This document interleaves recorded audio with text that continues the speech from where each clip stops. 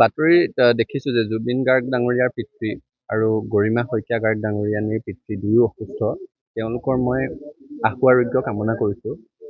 আৰু একে সময়তে জুবিন গাৰ্গৰ ন্যায় প্ৰক্ৰিয়াটো ত্বৰান্বিত কৰিবৰ কাৰণে শীঘ্ৰেই জুবিন গাৰ্গক ন্যায় দিবৰ কাৰণে দাবী জনাইছোঁ।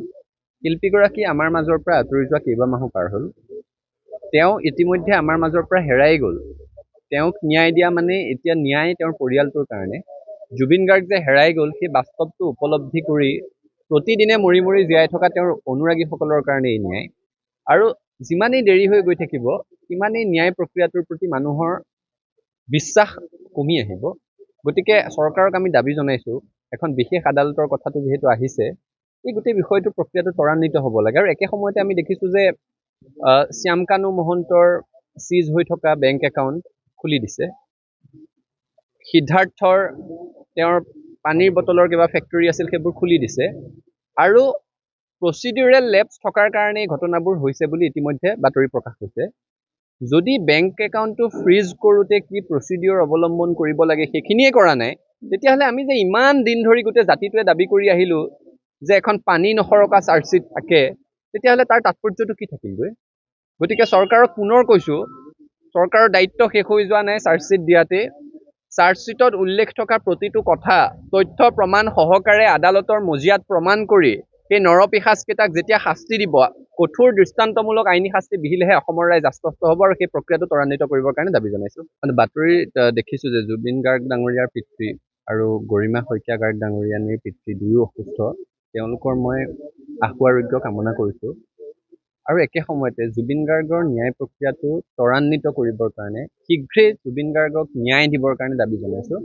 শিল্পীগৰাকী আমাৰ মাজৰ পৰা আঁতৰি যোৱা কেইবামাহো পাৰ হ'ল। তেওঁ ইতিমধ্যে আমাৰ মাজৰ পৰা হেৰাই গ'ল। তেওঁক ন্যায় দিয়া মানে এতিয়া ন্যায় তেওঁৰ পৰিয়ালটোৰ কাৰণে। জুবিন গাৰ্গ যে হেৰাই গ'ল সেই বাস্তৱটো উপলব্ধি কৰি প্ৰতিদিনে মৰি মৰি জীয়াই থকা তেওঁৰ অনুৰাগীসকলৰ কাৰণে এই ন্যায়। আৰু যিমানেই দেৰি হৈ গৈ থাকিব সিমানেই ন্যায় প্ৰক্ৰিয়াটোৰ প্ৰতি মানুহৰ বিশ্বাস কমি আহিব।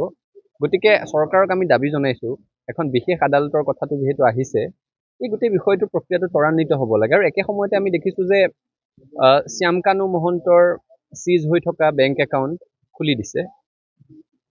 সিদ্ধাৰ্থৰ তেওঁৰ পানীৰ বটলৰ কিবা ফেক্টৰী আছিল সেইবোৰ খুলি দিছে।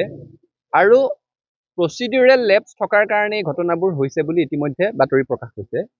যদি বেংক একাউণ্টটো ফ্ৰিজ কৰোঁতে কি প্ৰচিডিউৰ অৱলম্বন কৰিব লাগে সেইখিনিয়ে কৰা নাই, তেতিয়াহ'লে আমি যে ইমান দিন ধৰি গোটেই জাতিটোৱে দাবী কৰি আহিলোঁ যে এখন পানী নসৰকা চাৰ্জশ্বীট থাকে, তেতিয়াহ'লে তাৰ তাৎপৰ্যটো কি থাকিলগৈ? গতিকে চৰকাৰক পুনৰ কৈছোঁ, চৰকাৰৰ দায়িত্ব শেষ হৈ যোৱা নাই চাৰ্জশ্বীট দিয়াতে। চাৰ্জশ্বীটত উল্লেখ থকা প্ৰতিটো কথা তথ্য প্ৰমাণ সহকাৰে আদালতৰ মজিয়াত প্ৰমাণ কৰি সেই নৰপিশাচকেইটাক যেতিয়া শাস্তি দিব, কঠোৰ দৃষ্টান্তমূলক আইনী শাস্তি বিহিলেহে অসমৰ ৰাইজ আশ্বস্ত হ'ব আৰু সেই প্ৰক্ৰিয়াটো ত্বৰান্বিত কৰিবৰ কাৰণে দাবী জনাইছোঁ। যিকোনো খবৰৰ বাবে যোগাযোগ কৰক আমাৰ এই নম্বৰত 9181 307 2221।